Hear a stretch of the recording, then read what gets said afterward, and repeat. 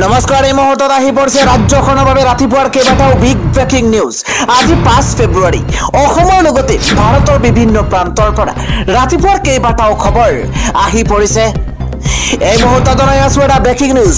ভয়ংকৰ গৃহযুদ্ধ আৰম্ভ হৈছে। এবাৰ ৰাজপথৰ পৰা উদ্ধাৰ কৰা হৈছে 9টা মৃতদেহ। আৰম্ভ হৈছে ভয়ংকৰ গৃহযুদ্ধ। ৰাজপথৰ পৰা ইতিমধ্যে উদ্ধাৰ কৰা হৈছে 9টা মৃতদেহ। গৃহযুদ্ধৰ কবলত পৰিছে কংগো আৰু ইতিমধ্যে 9টা মৃতদেহ উদ্ধাৰ কৰা হৈছে। 5 দিনীয়া যুদ্ধত মৃত্যু হৈছে শ লোকৰ। 9টা মৃতদেহ ইতিমধ্যে ৰাজপথৰ পৰা উদ্ধাৰ কৰা হৈছে। ভয়ংকৰ সংঘাতত মৃত্যু হৈছে 900 গৰাকীকৈ লোক।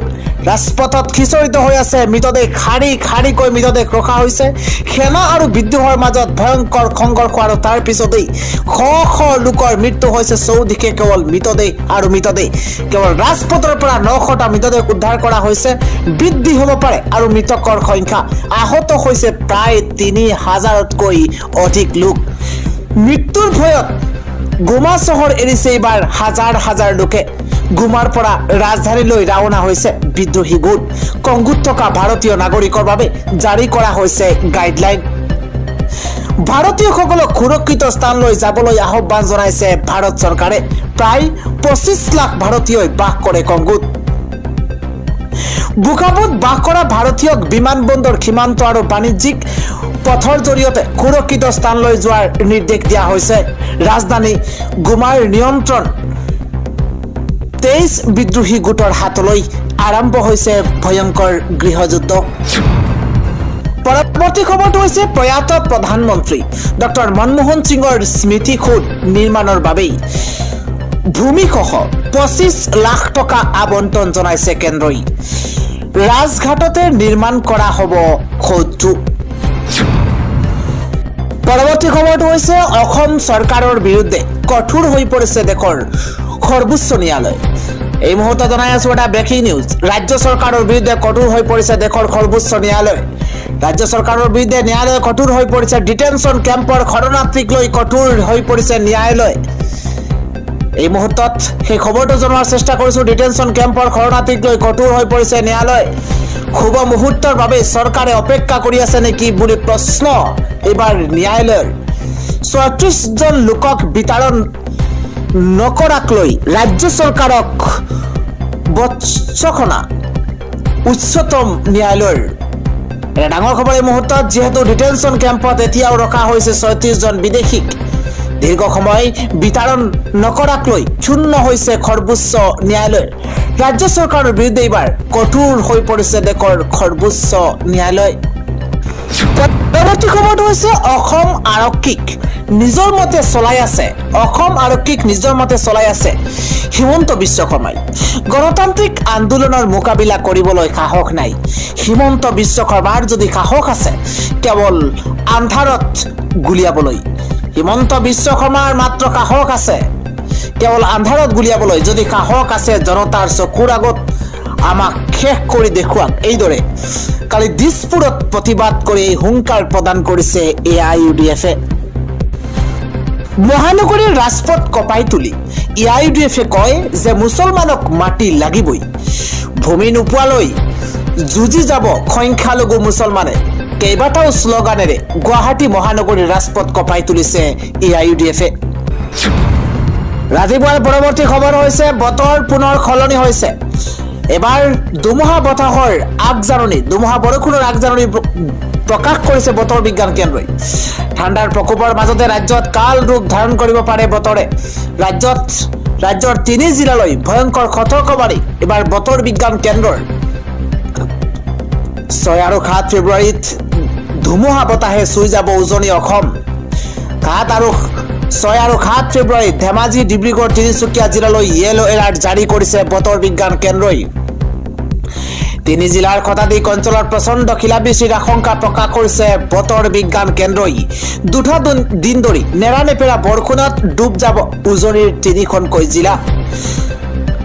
এইবাৰ বিজুলী ঢেৰেকণি ধুমুহাই বিস্তৰ ক্ষতিসাধন কৰিব পাৰে 3খনকৈ জিলাত। গুৱাহাটী বতৰ বিজ্ঞান কেন্দ্ৰৰ তৰফৰ পৰা জাৰি কৰা হৈছে বিশেষ সতৰ্কবাণী। আজিৰ পৰৱৰ্তী ডাঙৰ খবৰটো হৈছে বাল্য বিবাহৰ বিৰুদ্ধে কোনেও দিব নোৱাৰিব ভুৱা অভিযোগ এতিয়াৰে পৰা জন্মৰ ভুৱা প্ৰমাণপত্ৰ দিয়া বিষয়াসকলো সাৱধান এটা ব্ৰেকিং নিউজ ডাঙৰ খবৰ বাল্য বিবাহ সন্দৰ্ভত কোনেও আৰক্ষীক দিব নোৱাৰিব ভুৱা অভিযোগ এটা গুৰুত্বপূৰ্ণ খবৰ প্ৰতিটো অভিযোগ তন্নকৈ পৰীক্ষা কৰিব আৰক্ষীয়ে কৰা হ'ব সকলো নথিপত্ৰৰ ভেৰিফিকেশ্যন এটা ডাঙৰ খবৰ এই মুহূৰ্তত কৰা হ'ব সকলো নথিপত্ৰৰ ভেৰিফাই কৰা হ'ব ভুৱা খবৰ দিয়া লোকৰ বিৰুদ্ধে লোৱা হ'ব ব্যৱস্থা এটা ডাঙৰ খবৰ এই মুহূৰ্তত জনোৱাৰ চেষ্টা কৰিছো ৰুজু কৰা হ'ব ফৌজদাৰী গোচৰ বাল্য বিবাহৰ বাবে ভুৱা চাৰ্টিফিকেট প্ৰদান কৰা লোককো খকিয়াই দিছে আৰক্ষীয়ে আমি ডাঙৰ খবৰটো জনোৱাৰ চেষ্টা কৰিছো জন্মৰ ভুৱা প্ৰমাণপত্ৰ দিয়া বিষয়াৰ বিৰুদ্ধে আৰক্ষীয়ে ল'ব একশ্যন সংবাদমেলত খকিয়াই দিছে অতিৰিক্ত আৰক্ষী সঞ্চালক প্ৰধান মুন্না প্ৰসাদ গুপ্তাই বাল্য বিবাহ সন্দৰ্ভত কোনেও আৰক্ষীক দিব নোৱাৰিব ভুৱা অভিযোগ প্ৰতিটো অভিযোগ তন্নকৈ পৰীক্ষা কৰিব আৰক্ষীয়ে কৰা হ'ব সকলো ধৰণৰ নথিপত্ৰৰ ভেৰিফিকেশ্যন আৰু ভুৱা খবৰ দিয়া লোকৰ বিৰুদ্ধে লোৱা হ'ব ব্যৱস্থা পৰৱৰ্তী খবৰটো হৈছে চৰকাৰী কৰ্মচাৰীক নাকি লগাবলৈ সাজু হৈ পৰিছে ৰাজ্য চৰকাৰ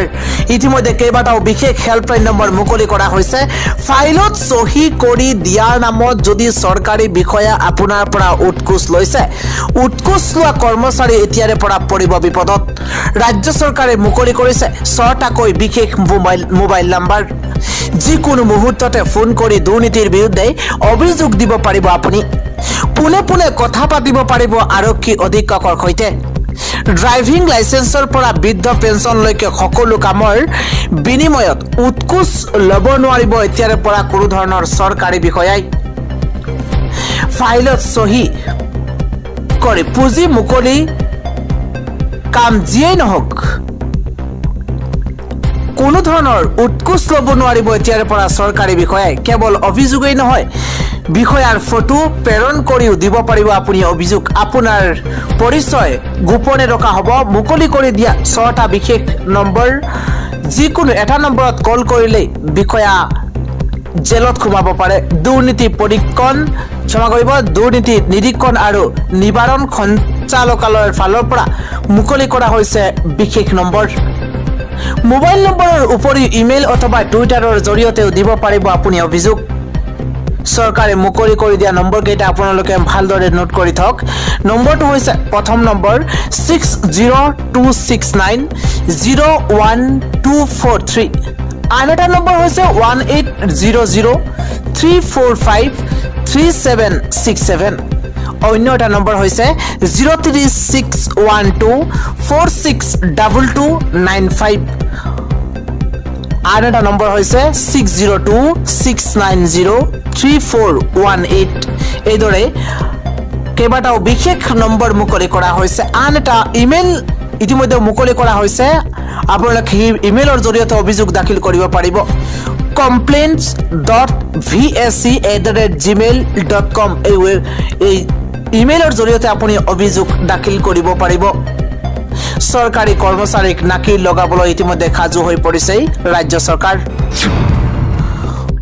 পৰৱৰ্তী ডাঙৰ খবৰটো হৈছে বাংলাদেশত অব্যাহত সংখ্যালঘুৰ ওপৰত আক্ৰমণ মন্দিৰত আক্ৰমণ কৰি ভাঙি পেলাইছে আই সৰস্বতীৰ প্ৰতিমা এই মুহূৰ্তত এটা বিশেষ খবৰ ডাঙৰ খবৰ জনোৱাৰ চেষ্টা কৰিছো কিয়নো বাংলাদেশত অব্যাহত আছে সংখ্যালঘুৰ ওপৰত আক্ৰমণ মন্দিৰত আক্ৰমণ কৰি ভাঙি পেলাইছে এবাৰ আই সৰস্বতীৰ প্ৰতিমা বাংলাদেশত পুনৰ বৃদ্ধি পাইছে সংখ্যালঘুৰ ওপৰত আক্ৰমণৰ ঘটনা বাংলাদেশত হিন্দুসকলে সৰস্বতী পূজা অনুষ্ঠিত কৰাক লৈ পুনৰ আক্ৰমণ চলাইছে মৌলবাদীয়ে সোমবাৰে বাংলাদেশৰ ফৰিদপুৰত সৰস্বতী পূজাৰ এটা মণ্ডপত দুষ্কৃতিকাৰীয়ে সৰস্বতীৰ প্ৰতিমা ভাঙি লণ্ডভণ্ড কৰি থৈ যায় জানিব পৰা মতে এই ঘটনাত জড়িত থকাৰ অভিযোগত ইতিমধ্যে এজন লোকক আটক কৰিছে বাংলাদেশ আৰক্ষীয়ে ঘটনাটোৰ পিছতে আৰক্ষীৰ দল মন্দিৰটোত উপস্থিত হৈ চিচিটিভি ফুটেজৰ ওপৰত ভিত্তি কৰি এজনক সন্দেহযুক্ত যুৱকক আটক কৰিছে আৰক্ষীয়ে জনোৱা মতে গ্ৰেপ্তাৰ হোৱা ব্যক্তিজনে পূৰ্বে মন্দিৰত আক্ৰমণ কৰাৰ ঘটনা জড়িত আছিল আন এটা খবৰ হৈছে কৰ্ণাটকত ধাৰাবাহিকভাৱে গৰু চুৰি কাণ্ড সংঘটিত হোৱাৰ পিছতে এইবাৰ কঠোৰ সতৰ্কতাবাণী জাৰি কৰিছে মন্ত্ৰী মনকল এছ বিদ্যাই। গৰু চুৰিৰ লগত জড়িত থকা লোকক ৰাজপথত গুলিয়াই হত্যা কৰা হ'ব বুলি তেওঁ খকিয়াই দিছে। তেওঁ মন্তব্য কৰে, তেওঁৰ এই মন্তব্য ৰাজহুৱা হোৱাৰ লগে লগে বিতৰ্কৰ তীব্ৰতৰ হৈ পৰিছে। শেহতীয়াকৈ কৰ্ণাটকৰ হান্না ভাইৰ অঞ্চলত গাভিনী গাই হত্যাৰ ঘটনাই ৰাজ্যৰ ৰাজনীতিক উত্তপ্ত কৰি তুলিছে।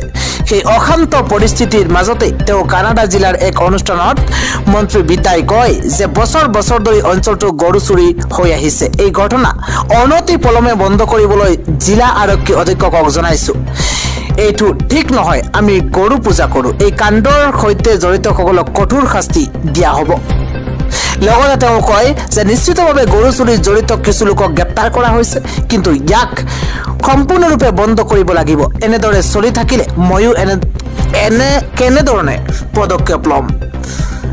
হয়তো এই নিৰ্দেশনা অমানৱীয় হ'ব পাৰে, কিন্তু গৰু চুৰি ৰোধ কৰিবলৈ মই অপৰাধীক ৰাজহুৱা স্থানত গুলিয়াই হত্যা কৰাৰ নিৰ্দেশ দিম।